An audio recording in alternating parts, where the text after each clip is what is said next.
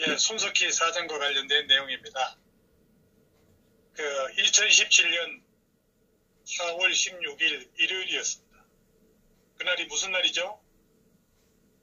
세월호 참사가 일어나서 온 세상이 뒤집어지고 있는 그런 날이었습니다.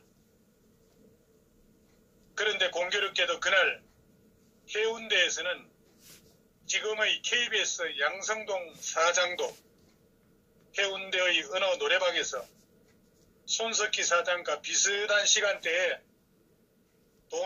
도우미들과 즐기고 있었다죠. 이 양성동 사장이 부산 해운대구 노래방, 지금 노래방이라고 하면 이제 일반 그 유흥 음식점 룸사롱하고 같을 겁니다. 거기 가서 결제 금액 16만 1,000원을 주고 즐긴 거 이미 다 알려진 사실이죠.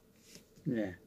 그러니까 양주 병당 싸구려 양주 8, 9만 원에, 그리고 그 도우미들 한 2시간에 아마 음료수 하나 마시고 부가세 10% 한 거 아니면은 테이블 아가씨 7만 원짜리 불러가지고 놀면은 아마 이 금액이 16만 1,000원 정도 나올 겁니다.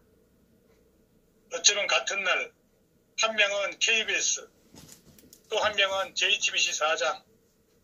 참 자익들 대단합니다. 청와대가 이런 사람들 깃대 꽂아놓고 지금 대한민국 방송을 좌지우지하고 있는 것입니다.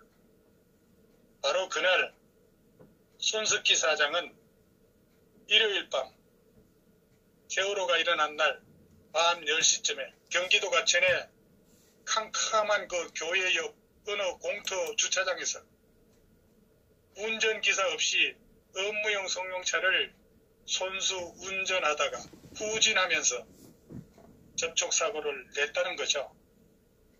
그래서 손석희 사장은 주차장에서 후진하다가 경인 차량과 가벼운 접촉사고를 내고 보험도 아닌 자비로 무려 150만 원 상당의 배상을 한 적이 있다는 겁니다. 그런데 견인 차량을 150만이나 주고 합의를 봤다는 것도 우리가 상식적으로 이해할 수 없는 부분이고, 접촉 자체를 모르고 자리를 떠났을 정도로 견인차에 긁힌 흔적도 없었다면서 왜 150만 원이나 돈을 주고 합의를 받겠습니까? 이 돈을 주고 합의를 본다는 것도 이상하지 않습니까? 예. 손석희 사장이 타는 업무용 차량이라면 아무래도 고급차 아니겠습니까? 그렇다면 당연히 차량 후방에 카메라도 있을 뿐만 아니라 후진할 때 다른 물체가 가까이 있으면은 삐삐삐 이런 소리가 나가지고 접촉사고를 사전에 예방할 수 있는 거 아니겠습니까? 근데 손석희 사장 참 궁색한 변명을 해대고 있는 거죠. 자, 이런 점에 의혹을 갖고 지금부터 한번 추적을 해보겠습니다. 우선 그 손석희 사장의 녹음 내용부터 한번 들어보고 난 다음 상세한 설명을 덧붙이는 것이 우리 지금 밤늦게 시청하시는 시청자들의 이해를 돕는 데 도움이 될 것 같습니다. 우리 허 선생님 좀 녹음 좀 들려주시죠. 예.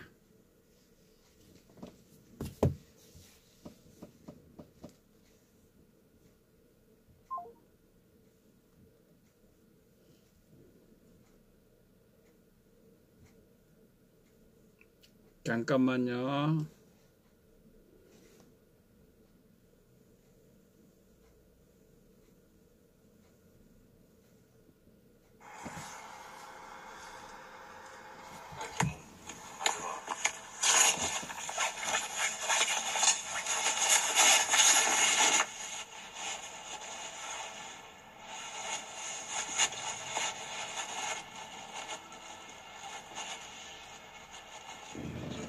손석희 사장님,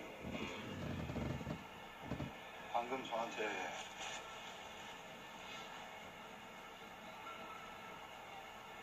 폭력을 행사하셨죠? 야, 그게 폭력이야? 앉아, 알았어. 앉아. 앉아. 주먹으로 얼굴을 2번 가격하셨네요. 그죠? 아이씨. 인정하십니까? 그래, 알았어. 인정하십니까? 인정 못해. 무슨 폭력이야, 그게. 사과하세요. 그래, 미안하다. 인정하십니까? 사과해. 인정하십니까?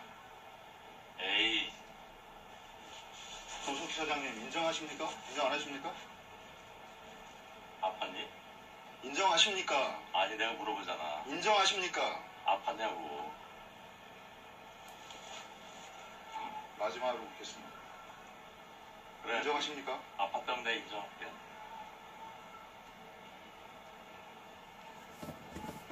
어깨도 한번 치셨죠, 그죠? 주먹으로. 그래. 아팠냐?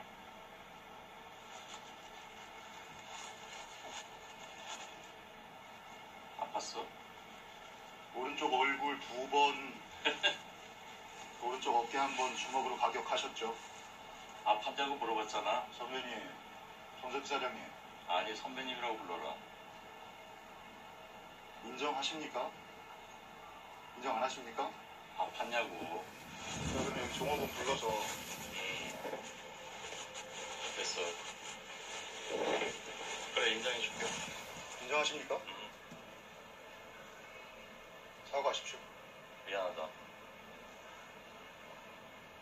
네가 그렇게 별로 아팠다면 내가 사과할게.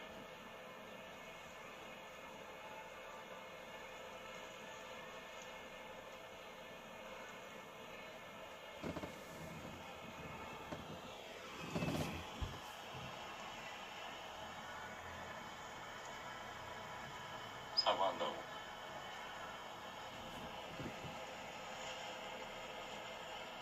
폭행 사실 인정하고 사과하시는 거죠? 그래? 그게 아팠다면 내가 폭행이고 사과할게. 아팠는지 안 아팠는지가 중요합니까? 주먹으로 가격했다는 사실이 중요한 거죠. 그래, 알았어. 전제달지 않을게. 이제 앉아라.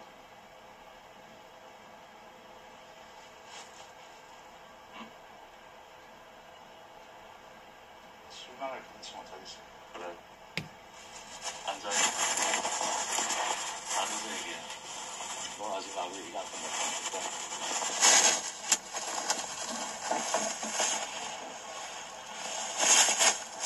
왜 그러셨죠? 왜 그랬냐고? 네. 네가 답답해서 그랬어.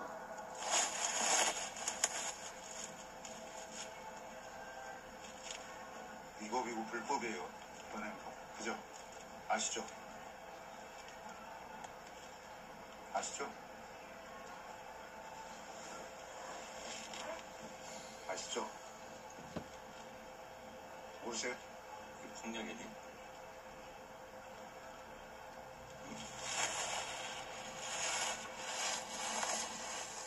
나는 경찰을 부를까요? 예? 폭력인지 아닌지 한번 가려볼까요? 내가 그래서 묻잖냐, 아팠냐고.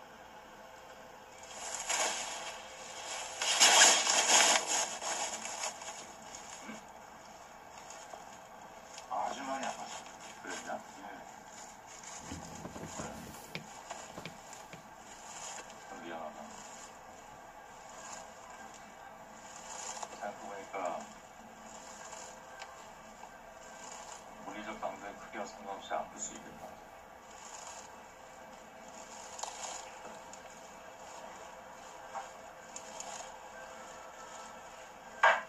그럼 폭력이다. 미안해. 설사 내가 너 살짝 건드렸다 해도 네가 그걸 아팠으면 어떻게 살짝이라고 얘기할 수 있어요? 알았어. 그걸 어떻게 살짝이라고 얘기할 수 있습니까? 알았다고. 내가 얘기했잖아. 살짝이라 하더라더라고. 가정을 붙였잖아. 살짝은 아니었지. 그래. 아니 아니 주먹으로 얼굴을 가격하신 분이 살짝이라고 말씀하시면 되겠어요? 김은 예, 하실 말씀 있으면 다 하십시오. 다 하세요.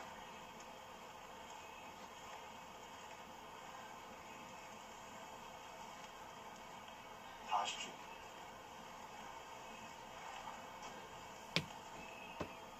다 해? 1분 드리겠습니다. 1분. 아니.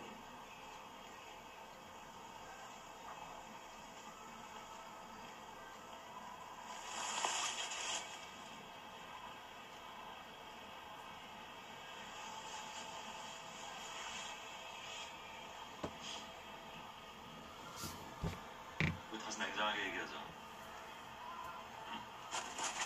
1분 드리겠습니다. 너 용역을 파악했어. 손석희 사장님 1분 드리겠습니다. 됐어. 물어봤잖아. 폭행하신 것과 관련된 얘기 말고는 하지 마세요.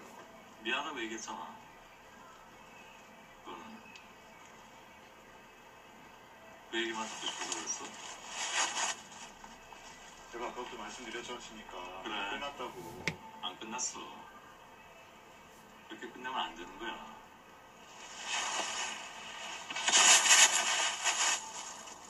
선배님, 사장님, 내가 선배님이라고 불러. 내가 뭐 네 앞에 그동안에 다른 사람들한테 어떻게 하면서 살아오셨는지 모르겠는데 오늘의 행동은 도저히 용납될 수 없는 행동입니다. 너 저를 때렸다고. 폭행하신 부분이요.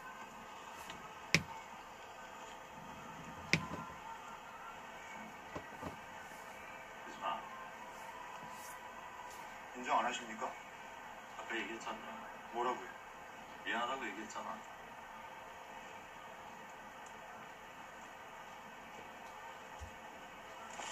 그리고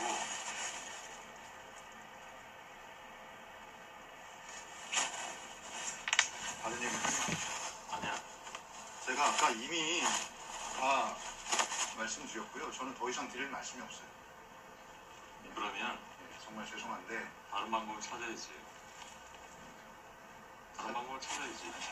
사장님 그 내부 구성원들하고 의논해서 좋은 뉴스 만들어 주시고 야, 국민들한테 알았으니까. 평가 받으시고 하세요. 예. 알았으니까.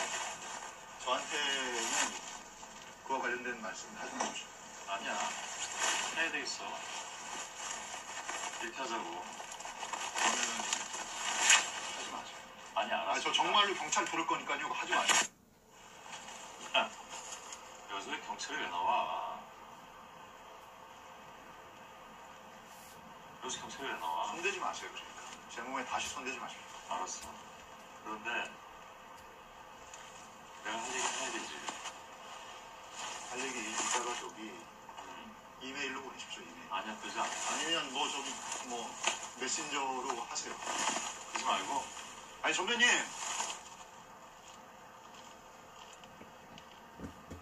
손석희 사장님 그만하세요. 그러지 말고. 제가 마지막으로 드리는 페이버예요. 알았어. 야, 아니, 그러지 마. 아, 정말로 화내지 마.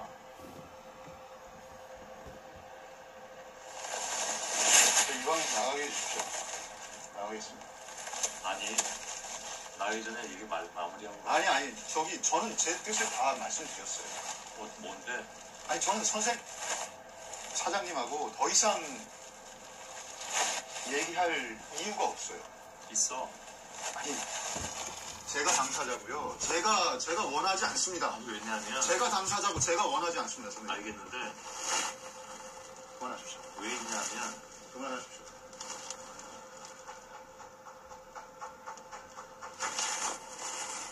그러지 마. 알았어. 알았으니까. 추미애 대표 이게 안 되는 거야.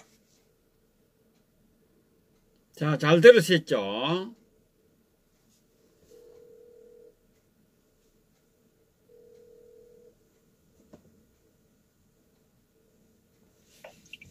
예, 말씀하세요. 예, 계속해서 저기 텔레그램 그 메시지도 준비를 좀 해주시고요. 예, 예. 예, 우리 시청자 여러분, 녹음 잘 들어보셨습니까? 예, 뭐 이런 얘기도 나오네요. 이 김웅 기자가 그저 폭행을 인정하라고 다그치니까 그 녹음 파일 속에 이 손석희 사장으로 보이는 남자가 이렇게 얘기를 하죠. 아팠냐? 아팠다면은 폭행을 인정할게. 인정할게라고 하는 것은 폭행을 인정한다는 거겠죠. 사과할게. 미안하다. 사과한다. 이 사건의 본질은 이 녹음 속에 다 들어있다고 보여집니다. 자, 그렇다면 손석희가 누구시죠? JTBC 대표이사 사장이죠. 이 폭행 사건에 연루됐다는 보도와 관련해서 이 손석희 사장은 어제 JTBC를 통해서 상대방이 주장하는 내용은 전혀 사실이 아니다라고 밝혔습니다. 여기서 상대방이라고 하는 사람은 프리랜스 기자 김웅이라고 하는 기자를 말하는 겁니다. 그러니까 이 손석희는 김웅 기자를 K씨라고 이렇게 얘기를 합니다. K씨가 손 사장에게 불법적으로 취업을 청탁했으나 그게 뜻대로 되지 않자 오히려 손석희 사장을 협박한 것이 이번 사안의 본질이라고 주장하고 있는 거죠. 그리고 사건 당사자인 K씨, 김웅 기자입니다. 김웅 기자와의 그 관계에서 김웅이 타 방송사 기자 출신으로 제보가 인연이 돼서 약 4년 전부터 알던 사이고 방송사를 그만둔 김웅 기자는 오랫동안 손석희 사장에게 정규직 또는 그에 준하는 조건으로 취업하게 해달라는 그런 청탁을 집요하게 해왔다고 설명을 했습니다.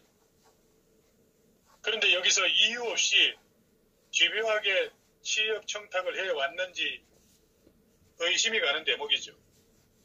이 녹음 내용에서도 보면은 손석희 사장이 안타까울 만큼 몰리는 상황이었다는 걸 잘 알 수 있을 겁니다. JTBC는 이어서 손석희 사장 측은 사건 당일에도 같은 요구가 있었고 이를 거절하니까 갑자기 화를 내며 지나치게 흥분했다며 정신 좀 차리라고 손으로 그냥 툭 건드린 것이 사안의 전부라고 폭행 의혹에 대해서 이런 식으로 해명을 했습니다. 그러니까 이와 관련해서 손석희 사장은 이 김웅 기자를 상대로 공갈 혐의로 검찰에 고소장을 제출한 상태라고 할 수 있습니다. 그러나 프리랜스 기자 김웅 씨는 지난 10일 날 그 오후 11시 50분쯤 그 서울 마포구 상암동, 이 JTBC 본사가 상암동에 있죠. 예. 예, 거기서 이제 그 일본 이 주점에서 이 손석희 사장한테 폭행을 당했다고 하면서 그 지역 파출소에다가 신고를 했고 지구대에 신고를 한 거죠. 그러니까 김웅 기자가 사흘 뒤에 그러니까 13일이 되겠죠. 이 마포경찰서를 방문해서 이 폭행 사건을 정식으로 이제 접수를 한 겁니다. 그러니까 이후에 그 김웅 기자가 이메일을 통해서 이 손석희 사장하고 단둘이 식사하던 중에 4차례 그 폭행을 당했다고 주장을 하고 있습니다. 그러니까 그 김웅 기자가 보낸 메일에는 전치 3주의 그 상해 진단서하고 그 당시에 그 녹음했다고 주장하는 방금 들은 그 녹음 파일을 첨부한 거죠. 그러니까 이건 앞서 그 들려준 그런 녹음 내용과 동일한 파일을 경찰에 이제 제출을 한 겁니다.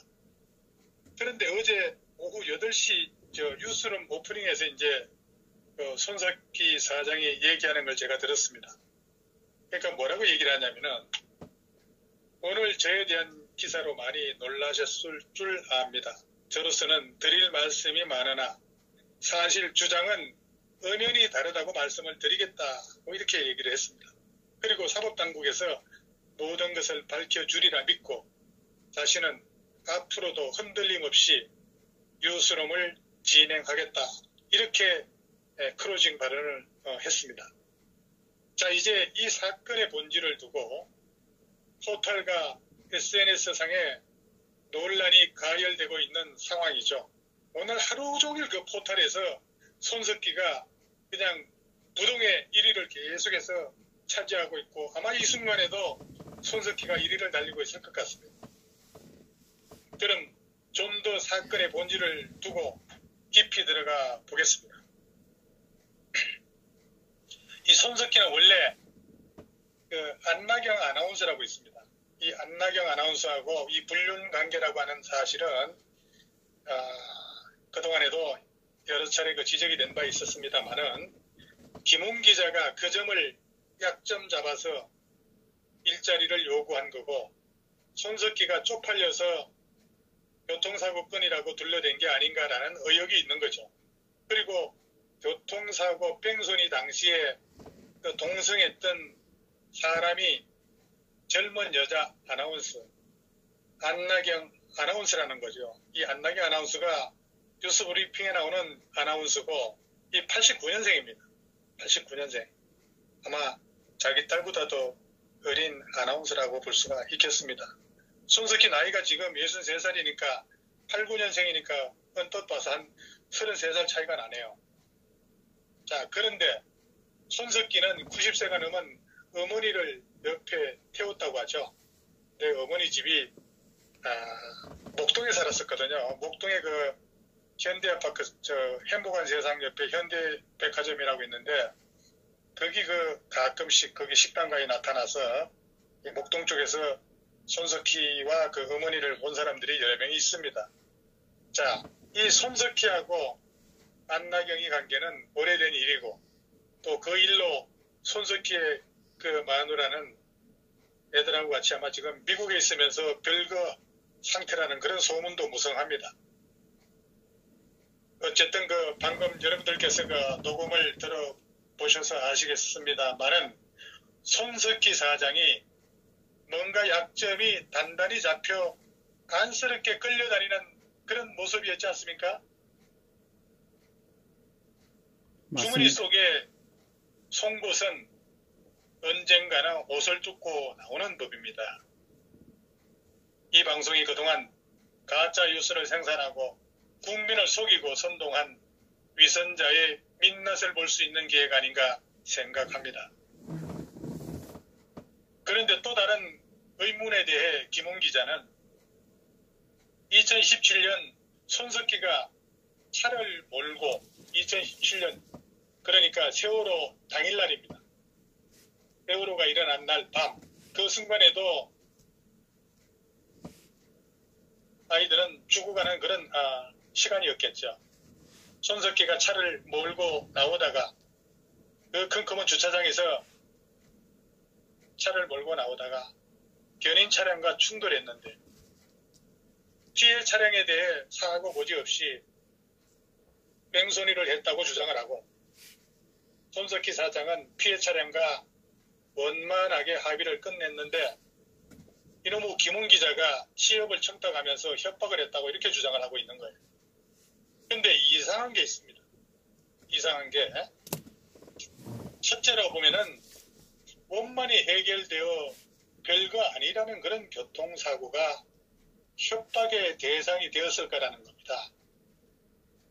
그리고 둘째는 손석희는 왜 김웅 기자한테 JTBC 취업을 제안했을까라는 것이고요. 셋째는 손석희는 비싼 일식집에 가서 김웅 기자와 왜 술을 마셨을까라는 겁니다. 그리고 넷째는 손석희는 왜 장문의 문자 메시지를 수차례에 걸쳐 이 김 기자에게 보냈을까라는 거고, 여기서 한번 화면에다가 뭡니까 그 텔레그램 문자 메시지 띄웠죠? 예. 예, 그것도 한번 잘 챙겨서 보시기 바랍니다. 다섯째가 이제 그 김웅 기자가 왜 2017년 사건을 많은 세월이 지난 지금 폭로했을까라는 겁니다. 이에 대해 시청자 여러분들께서도 지속적인 보시기 바랍니다.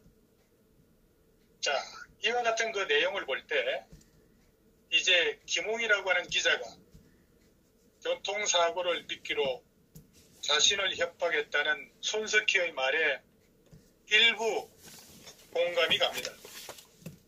공감이 갑니다.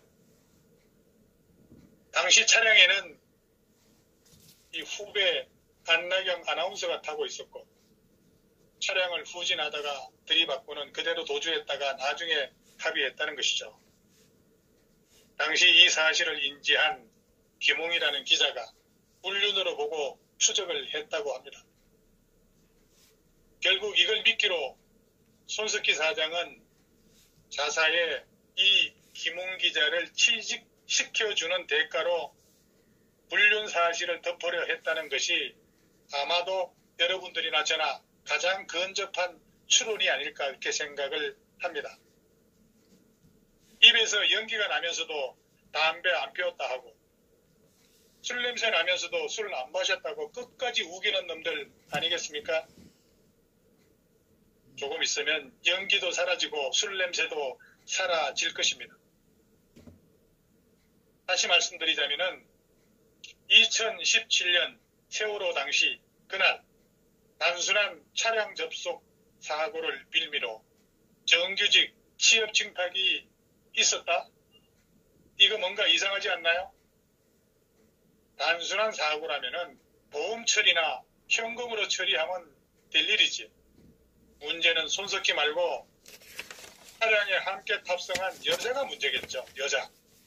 그 여자가 안나경 아나운서라는 겁니다. 그런데 불인내가 나기 시작한다는 겁니다. 정기적으로 취업을 부탁하고 입막음을 할 정도로 이 폭행건도 그렇지만은 직회봉은 이보다 더한 일들이 준비된 듯 불구경이 정말 재미있게 전개되지 않을까 생각합니다. 소위 그 손석희 사장 같은 거물한테 단순히 협박을 하면서 청탁하기도 쉽지 않겠지만 그런 잡범이었으면 애초에 조용히 넘어갔을 일이겠죠.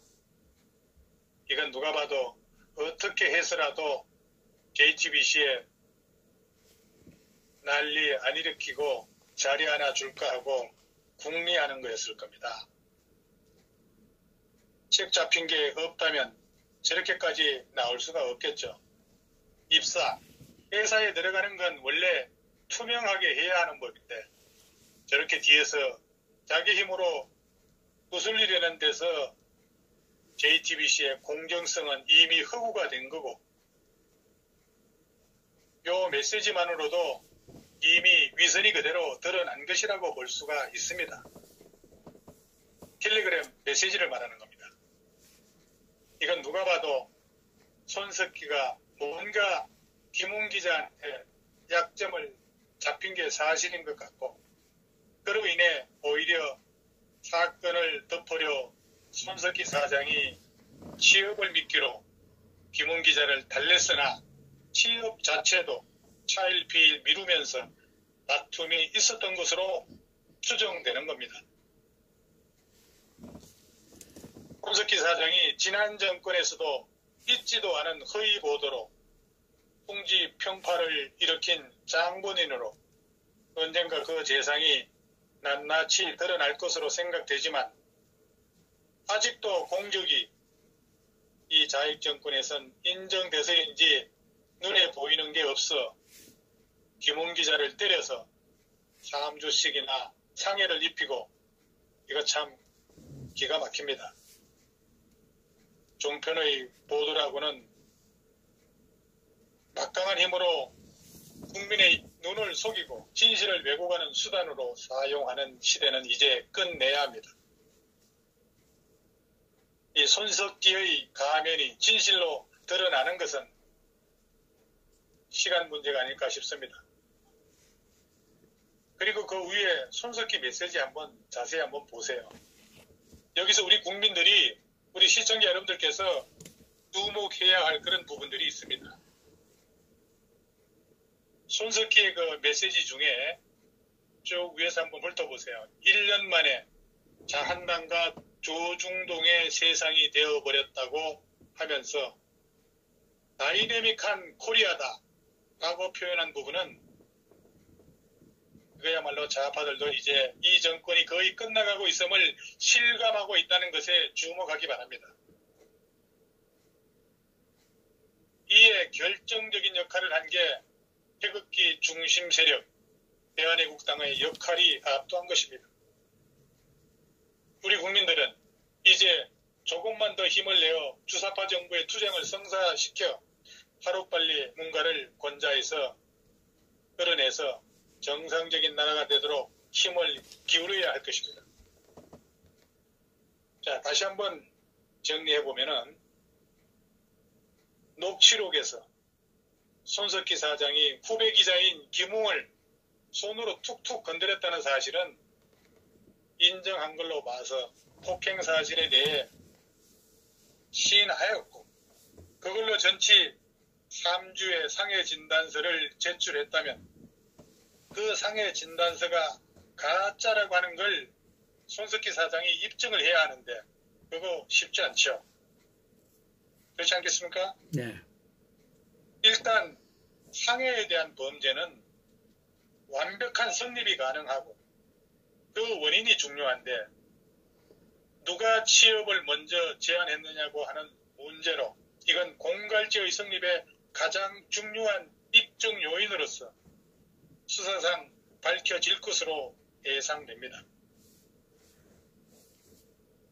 녹취록 내용 전반에 걸쳐 살펴보면 취업에 대한 대안은 없었고 손석희 사장이 김웅이라는 기자한테 뭔가 약점이 잡혀 있다는 느낌이 오히려 강하게 느껴지는 걸로 봐서 그 약점을 덮으려고 취업을 제안한 게 아니냐라는 합리적 추론이라는 거죠.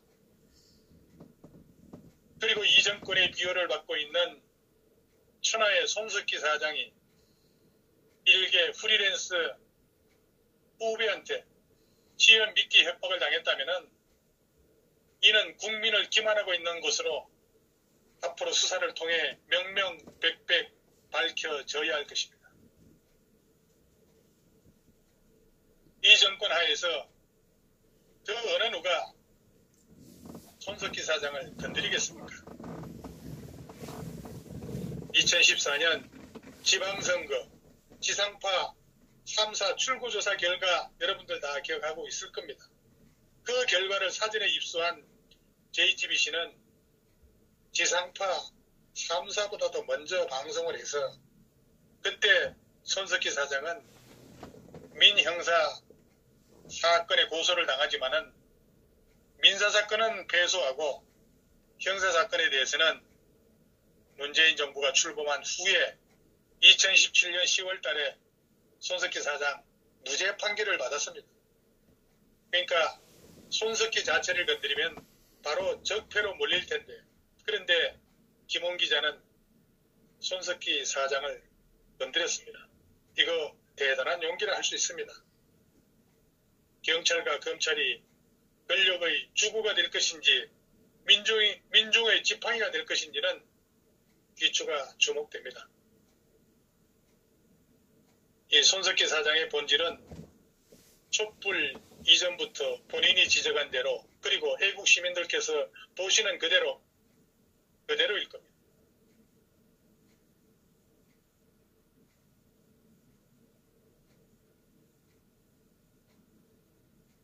이번에 그 손석희는 최소한 언론인 코스프레 더 이상 할 수 없게 하고 언론인 인생에 종을 치게 만들어줘야 합니다.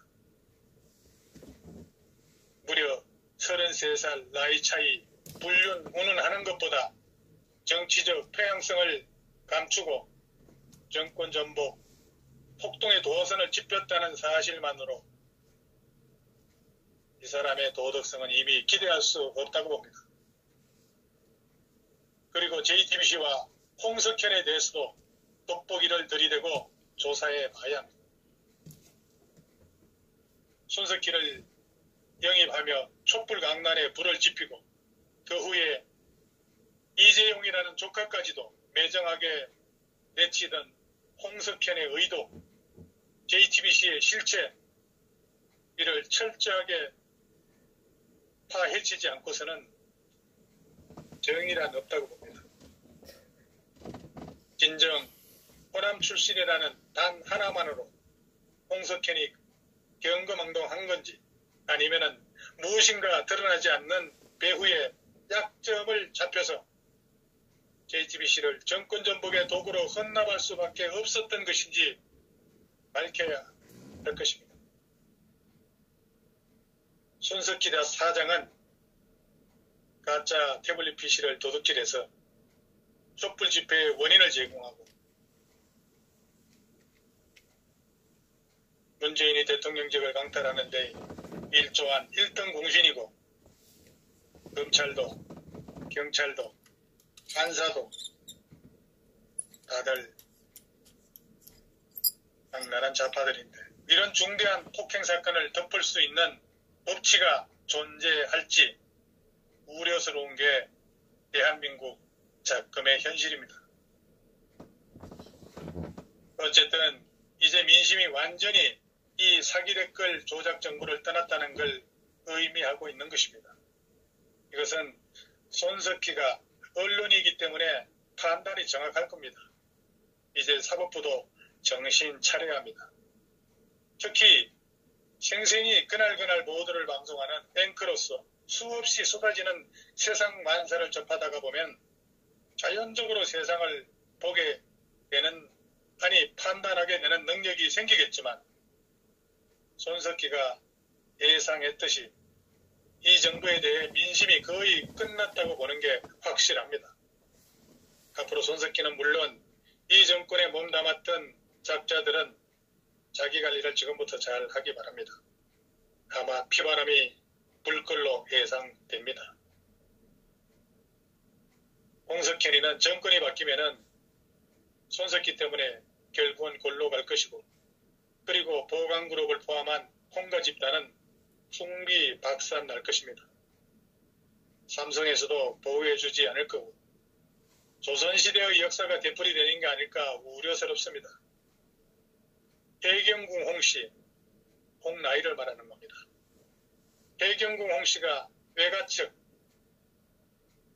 홍봉한 혼인한 형제, 여러분들 역사에서 들어봤을 겁니다.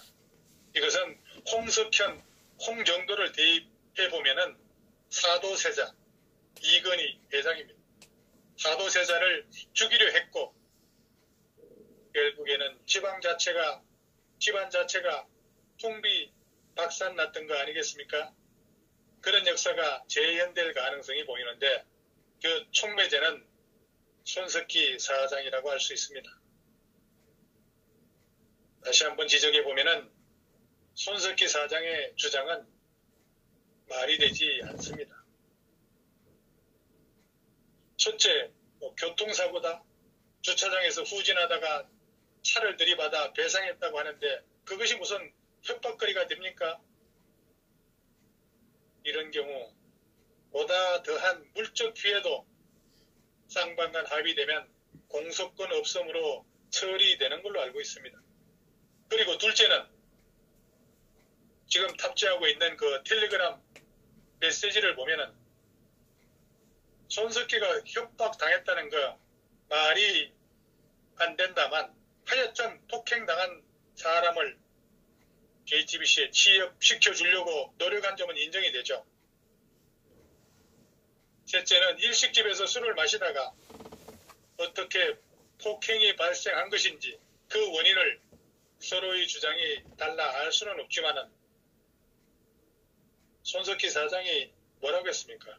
아팠다면 미안하다, 사과할게 라고 하는 부분은 어쨌든 신체 접촉은 있었다는 것을 손석희 사장 스스로가 인정했다는 것인데, 어째서 폭행당한 사람이 손석희 사장을 무고했다고 생각하는 거죠?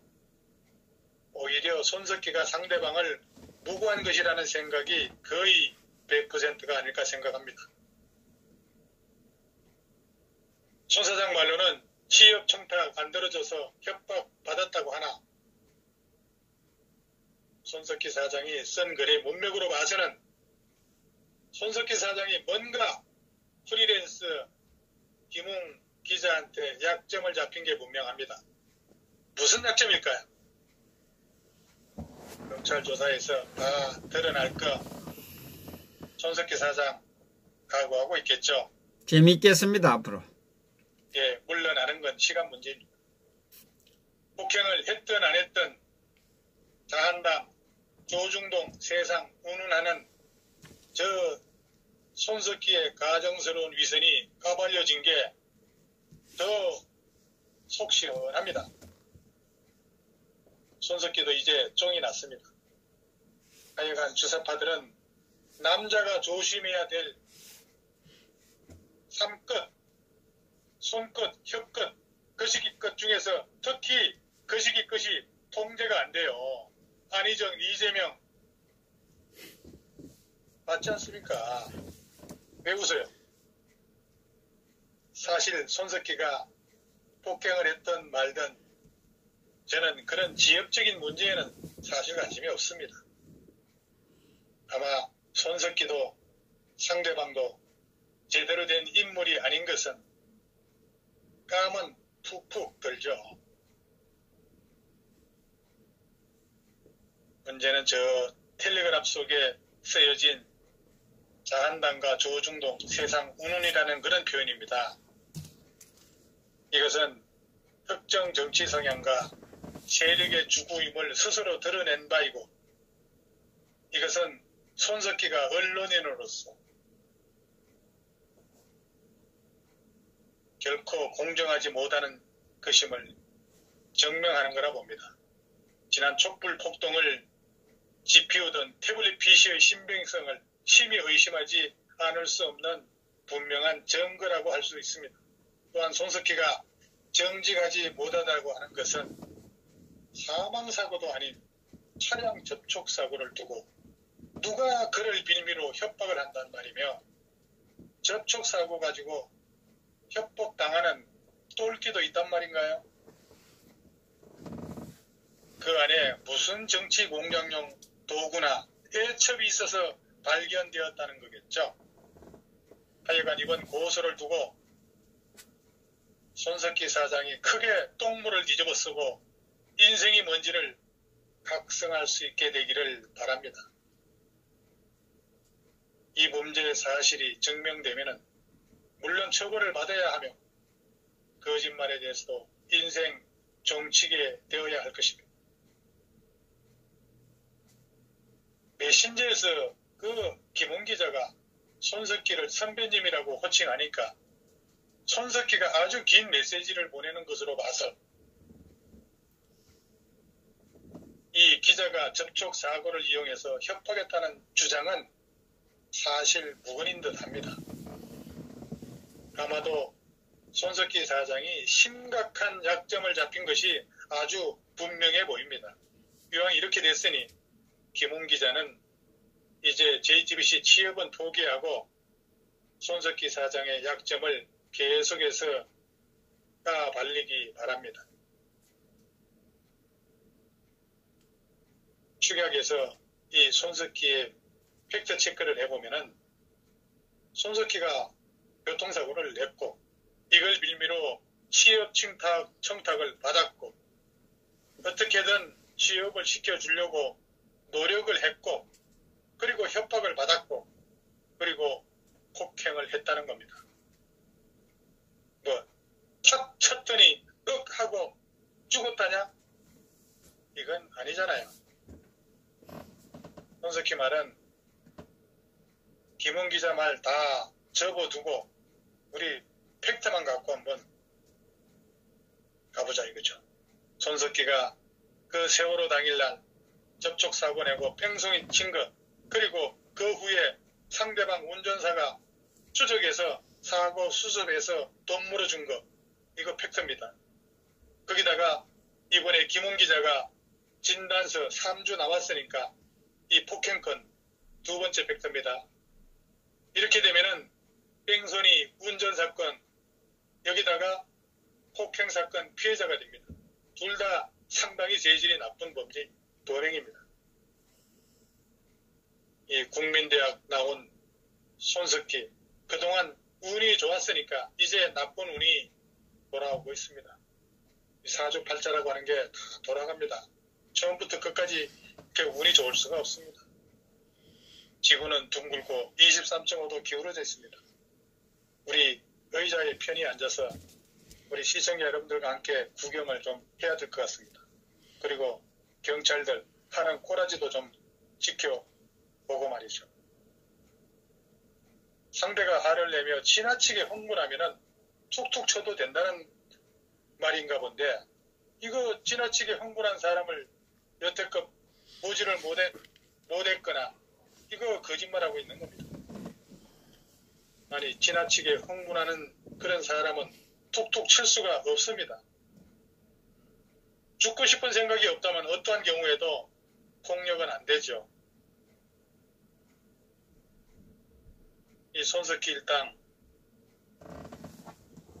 이 자기가 쓴 폭력은 저렇게 정당하다고 얘기를 하는데 정말 참 구역질 나는 거죠.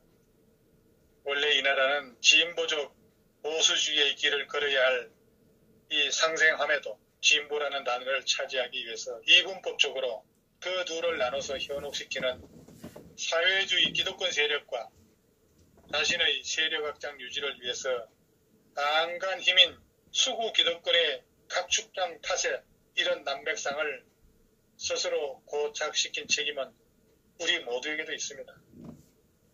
다시 말해 기득권을 갖는 세력은 왜곡된 선동을 중단하고 개개인은 그에 현혹되지 않을 책임이 존재한다는 말입니다. 1년 만에 다시 조중동의 세상이 됐다.